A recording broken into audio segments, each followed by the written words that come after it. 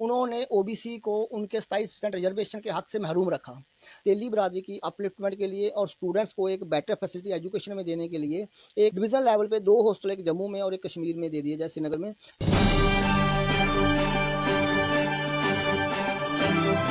You are watching the Work News. आदाब, आप देख रहे हैं द वर्क न्यूज़ और मैं हूं आपके साथ असलम खान। आज हमारे साथ बातचीत के लिए मौजूद हैं Mohammad Latif Malik, advocate J and K high court. Sir, स्वागत है आपका हमारे चैनल में। Thank you very much Aslam ji. Sir, आपसे जानने की कोशिश करेंगे कि फ़िलहाल जैसे अमित शाह जी जम्मू कश्मीर के दौरे में आए हुए हैं और बहुत सारे लोगों के ये भी सवाल थे कि जैसे एसटी और पहाड़ी को ये जो रिज़र्वेशन का जो इशू है ये भी हल होगा, और बहुत सारे लोगों के ये भी सवाल थे कि ओबीसी को क्या मिलेगा इस दौरान में। क्या वो 370 टूटने के बाद जो हमारा राइट बनता था 27% का, क्या वो मिल पाएगा कि नहीं मिल पाएगा? इससे जानने की कोशिश करेंगे सर आपसे। असलम जी, ये बात हकीकत है कि जी हमारे गृह मंत्री अमित शाह जी जो हैं वो जम्मू कश्मीर के 2 दिन के दौरे पर हैं और आज उन्होंने रजौरी में जो एक बहुत बड़ी रैली को एड्रेस किया और उसमें उन्होंने पहाड़ी स्पीकिंग लोगों को एसटी का स्टेटस दिया और जम्मू कश्मीर के ओबीसीज़ को भी जो है आज की जो सेंट्रल गवर्नमेंट है बीजेपी की, उनसे बहुत ही उम्मीदें वाबस्ता हैं और हमें अभी भी निराश नहीं होना चाहिए। अभी भी अमित शाह जी यहाँ पे हैं। तो दूसरा जो बात आपने कहा कि 370 टूटने के बाद जो हमारा हक था, ये बात बिल्कुल गलत है। ये हमारा हक जो है वो बुनियादी हक है और 1992 से इम्प्लीमेंट हुआ है।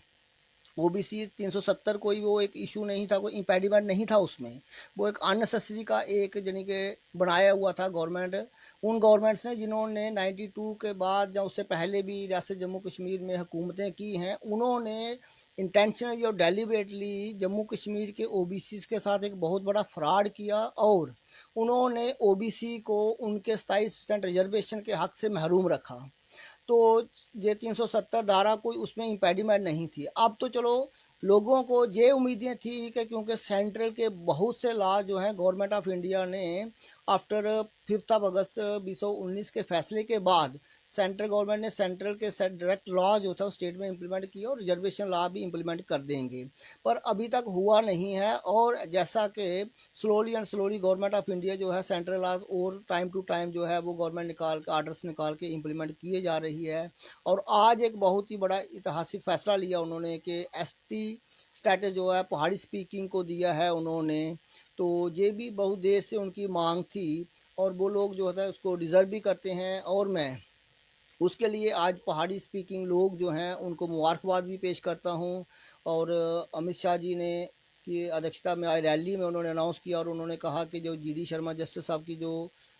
ये एक रिकमेंडेशंस थी ओबीसी कमीशन की जो बनाए गए थे, उनकी रिकमेंडेशंस को लागू किया जा रहा है और वो प्रोसेस में है, बहुत जल्द लागू हो जाएगी। और अभी भी OBC of Jammu and Kashmir को हमारे गृह मंत्री से बहुत सी उम्मीदें हैं कि हो सकता है कि कल वो जो कश्मीर में रैली को एड्रेस किए करने जा रहे हैं उसमें वो ये वाला ओबीसी वाला तोहफा रियासत जम्मू कश्मीर के ओबीसी को वो कश्मीर में अनाउंस करें। और हमें इस बात को यकीन रखना चाहिए कि हमें उम्मीद भी है और इन पे यकीन भी है कि हम जो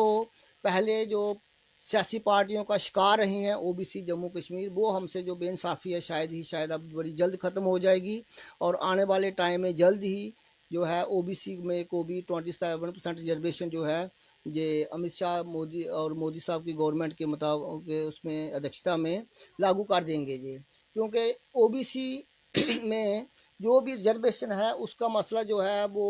नेशनल कमीशन का एक मंडल कमीशन बनाया था प्रेसिडेंट ऑफ इंडिया ने, उन्होंने on the basis of population पे बेसिस पे पूरी इंडिया का सर्वे करने के बाद 27% रिकमेंडेशन जो थी रिजर्वेशन की रिकमेंडेशन की थी और 1991 में बीपी सिंह गवर्नमेंट ने उसको इम्प्लीमेंट किया। और बीपी सिंह गवर्नमेंट के जब फैसले आए उसको इम्प्लीमेंटेशन करने के, तो वो मसला जो था वो सुप्रीम कोर्ट में चला गया और फाइनली नवंबर 1992 में सुप्रीम कोर्ट के कॉन्स्टिट्यूशन बेंच के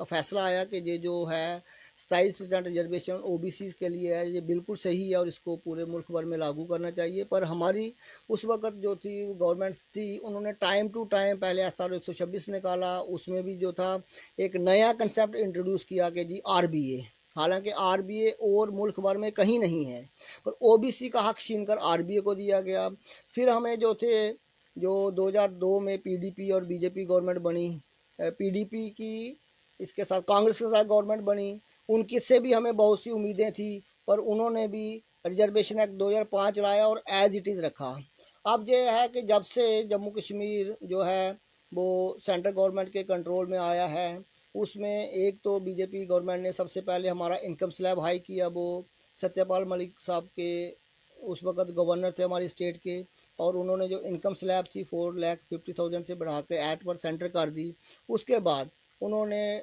2020 में 2020 में रिजर्वेशन 2 से 4% कर दी। पर अभी भी मैं गवर्नमेंट ऑफ इंडिया को और अमित शाह जी के नोटिस में ये लाना चाहता हूँ कि हमारी पॉपुलेशन के बेसिस पे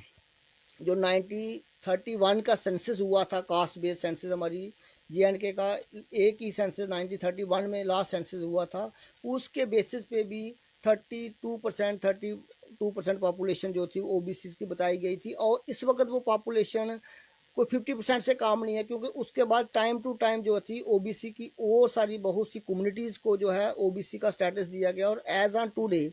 27 कम्युनिटीज़ जो हैं वो ओबीसी की लिस्ट में नोटिफाइड हैं। और उन 27 कम्युनिटीज़ की पॉपुलेशन जो है JNK में 50% से कम नहीं है, और उस बेसिस पे जो है 27% रिजर्वेशन जो है वो लागू होनी चाहिए। 4% जो है वो ना के बराबर है, क्योंकि पॉपुलेशन को अगर देखा जाए और नंबर ऑफ कम्युनिटीज़ देखा जाए, 27 कम्युनिटीज़ जो हैं उनको 4% जो रिजर्वेशन है वो एक जस्ट एक मजाक सा है। और इसलिए मैं गवर्नमेंट ऑफ इंडिया से हमें भी अपील करते हैं, और अमित शाह जी के को भी आपके चैनल के माध्यम से मैं अपील करता हूं कि ओबीसी का जो रिजर्वेशन का इशू है जो बहुत ही पुराना इशू है, और कम से कम 30-32 साल से हम लोग जो हैं इस हक से महरूम हैं, इवन के सुप्रीम कोर्ट की जजमेंट आने के बाद भी। और हम आप अमित शाह जी से अपील करते हैं और गवर्नमेंट ऑफ इंडिया की से भी अपील करते हैं कि ये जो रिजर्वेशन एड परसेंटेज जब उन्होंने बाकी सब जगह चल रही है 27% रिजर्वेशन, तो हमारे जम्मू कश्मीर के भी ओबीसी को भी ये रिजर्वेशन लागू करनी चाहिए,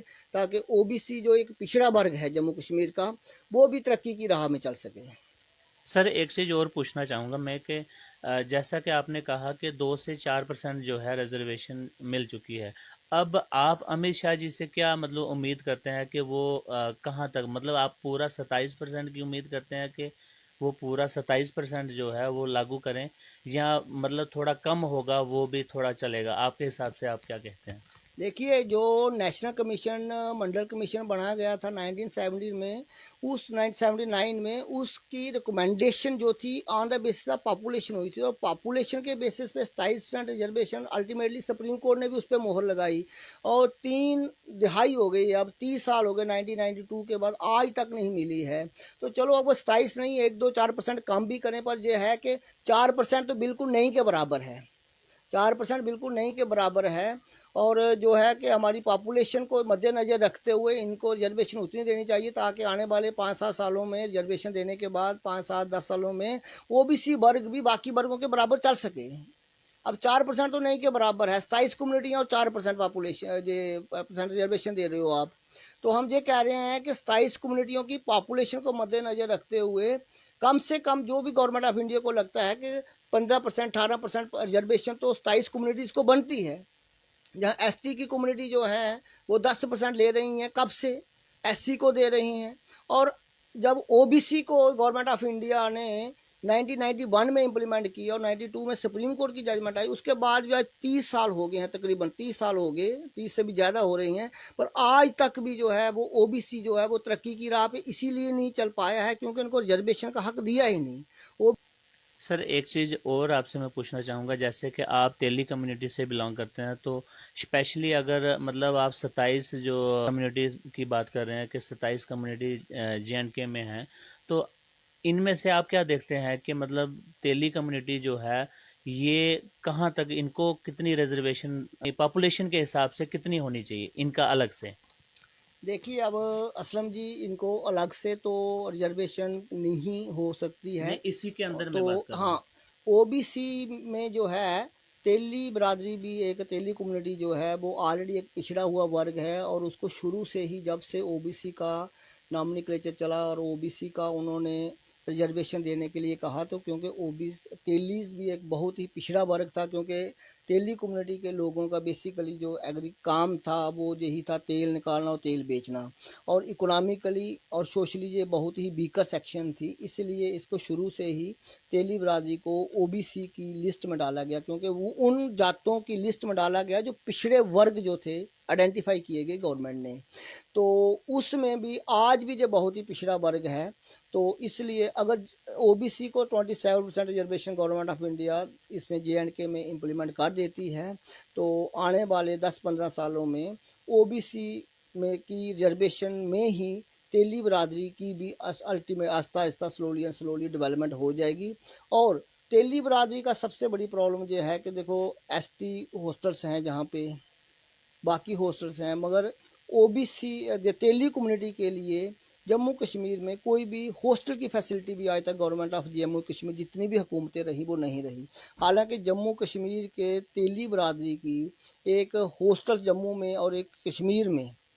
डिवीज़न कैडर पे होने की बहुत ही पुरानी मांग रही है, और बहुत हुकूमतों ने हमसे वादे भी किए कि जब हम पावर में आएंगे तो आपको जम्मू में और कश्मीर में एक एक हॉस्टल बना के देंगे, ताकि जिस तर्ज पे एसटी हॉस्टल्स बने हैं जहां गुजर बकरवाल के बच्चे रह के पढ़ते हैं,